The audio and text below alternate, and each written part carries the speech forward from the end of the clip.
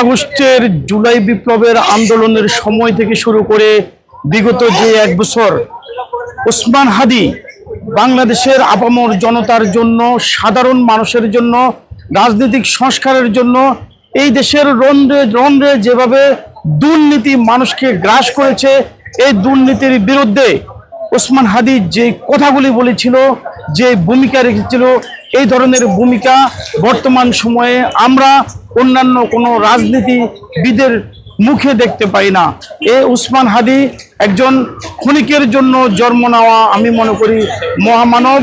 কারণ সে এই অল্প সময়ে যে ভূমিকা রেখেছে, যে কথা বলেছে, তা আমরা কখনো ভুলার মতো নয়।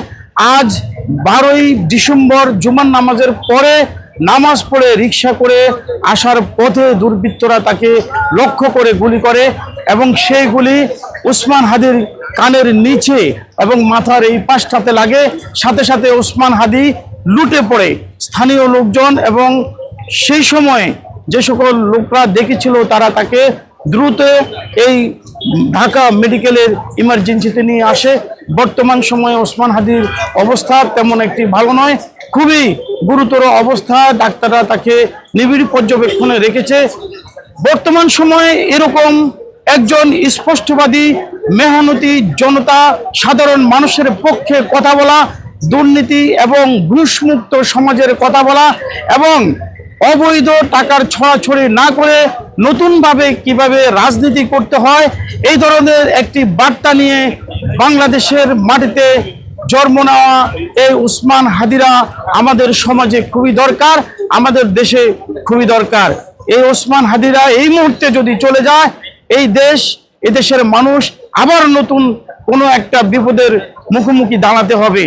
আর তারা নতুন একটি বার্তা নিয়ে এদেশের মানুষকে একটি শৃঙ্খল থেকে, একটি তন্ত্র থেকে বের হয়ে এসে নতুনভাবে রাজনীতির যে স্বপ্ন দেখিয়েছে, সেই স্বপ্ন হয়তো এই ওসমান হাদিদের বিদায় নেওয়ার পরে আবার সেই স্বপ্ন মানুষ দেখা বন্ধ করে দিতে পারে।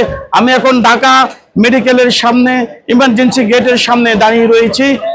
আমার সাথে রয়েছে আমাদের প্রতিদান ফাউন্ডেশনের প্রতিষ্ঠাতা সাধারণ সম্পাদক।